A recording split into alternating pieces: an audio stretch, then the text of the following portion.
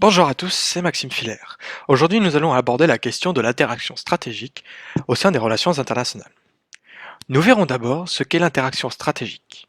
Ensuite, nous parlerons de sa place dans les relations internationales avec trois principales visions du système international. Puis nous tenterons de comprendre comment les États expriment de manière crédible leur stratégie. Enfin, nous analyserons un événement précis qui illustre la coordination des stratégies des États. Tout d'abord, qu'est-ce que l'interaction stratégique? Il s'agit d'une situation où un acteur va prendre une décision en tenant explicitement compte de la décision d'un ou de plusieurs autres acteurs. C'est-à-dire qu'il va agir en fonction du comportement des autres acteurs et de leurs décisions, mais aussi comment il va percevoir leurs intentions sur la scène internationale. On peut ici référer à la théorie des jeux. Les acteurs sont rationnels et vont donc agir en fonction de ce qu'ils observent ou de ce qu'ils pensent des intentions des autres. En relations internationales, les États sont toujours dans cette logique de calcul coût-avantage. Dans les relations internationales, les interactions stratégiques sont constantes. D'autant plus qu'aujourd'hui, nous sommes dans un monde d'hypercommunication. Lorsqu'un événement ou une décision apparaît, le monde entier réagit et l'on attend souvent une réaction rapide des décideurs politiques, lors d'attentats, de décisions politiques unilatérales, de cérémonies, de commémorations, d'événements. Or, ces réactions vont largement différer en fonction de la manière dont les États perçoivent le système international. Il existe notamment trois grandes théories dans les relations internationales. Nous allons donc voir ces trois différentes visions dans le tableau suivant. Dans un premier temps, la vision réaliste et néo-réaliste. Comme l'identifie Kenneth Waltz dans son ouvrage de 1979 Theory of International Politics, la vision réaliste consiste à voir le système international comme anarchique et où l'incertitude règne concernant les intentions des autres acteurs. Ceci affecte le comportement de l'État, qui agit en fonction des actions des autres, mais aussi comment il perçoit leurs intentions. La vision réaliste voit dans les relations internationales un endroit où chaque État tente d'affirmer sa puissance puisqu'il ne peut compter que sur lui-même. Il est dans un système d'auto-assistance. Ensuite, la vision libérale et néolibérale. Les auteurs libéraux comme Robert Keohane voient le système international comme anarchique aussi. Cependant, afin de limiter cette anarchie, les libéraux optent pour l'établissement d'un certain ordre mondial avec l'application de normes et la création d'institutions internationales qui vont réguler les relations internationales. On peut prendre en exemple le cas de la Cour pénale internationale, toute l'organisation autour des Nations Unies, entre le Conseil de sécurité, les différentes agences, le programme de développement. Enfin, la vision anarchique ou hobbesienne. Pour Thomas Hobbes, l'homme est un loup pour l'homme. Et ceux qui s'inspirent de cette citation considèrent que l'ordre international n'est pas réalisable, et qu'il s'agit juste d'agir, chacun pour soi, en défendant uniquement ses propres intérêts. Dans cette vision, on va retrouver des acteurs qui peuvent agir unilatéralement, qui sont contre le multilatéralisme et qui vont donc plutôt négocier bilatéralement et avec force. Le président américain Donald Trump en est un très bon exemple. Ces différentes visions des relations internationales sont les bases de toute interaction stratégique.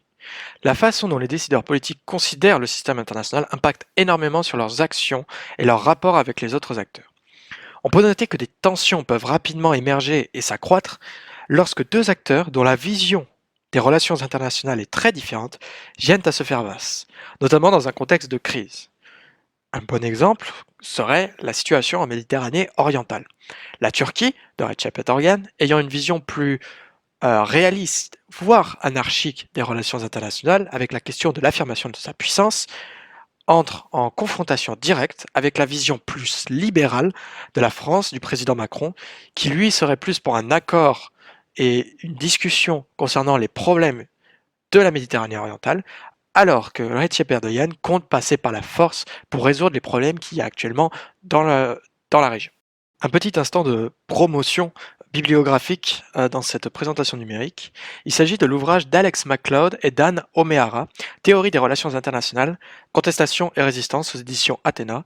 C'est une excellente source qui décrit les nombreuses visions et théories des relations internationales et que je recommande fortement.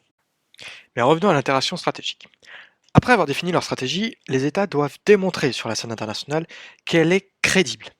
En relation internationale, la crédibilité est centrale pour que la stratégie d'un État soit efficace et reconnue de tous. Pour que la crédibilité d'une stratégie d'un État soit mise en place, il faut que l'État montre ses réelles capacités dans cette stratégie.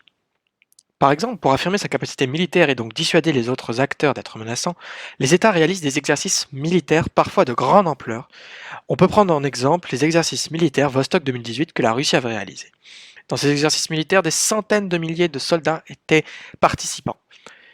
Et cela se passait sur les opérations maritimes, les opérations aériennes et les opérations terrestres.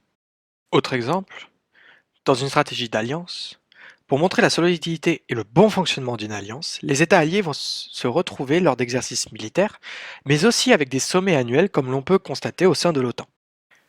Enfin, dans une vision notamment libérale, si un État souhaite montrer sa volonté d'établir des normes ou des progrès dans le système international, il peut agir en faveur de la signature de traités ou d'accords comme par exemple la COP 21, le statut de Rome sur la Cour pénale internationale, les différents traités d'organisation régionale comme l'ALENA, l'Union européenne, l'ASEAN.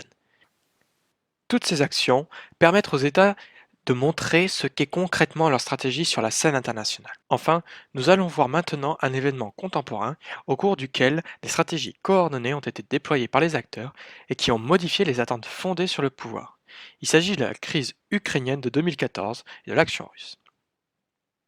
Après le renversement du président Viktor Yanukovych à Kiev, la Crimée réclame son indépendance et la Russie y envoie des troupes pour l'annexer.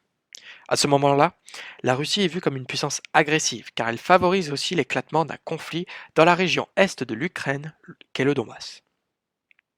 L'Ukraine est alors sous la menace directe de Moscou. Ce qui renverse la position de force de la Russie, c'est la réaction des alliés de l'OTAN.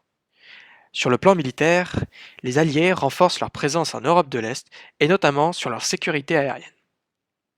Ensuite, sur le plan économique, les alliés se coordonnent afin d'appliquer des sanctions économiques contre la Russie. Cela permet une diminution des tensions en Ukraine, d'un contrôle du conflit et le début d'un dialogue entre Européens, Américains, Ukrainiens et Russes.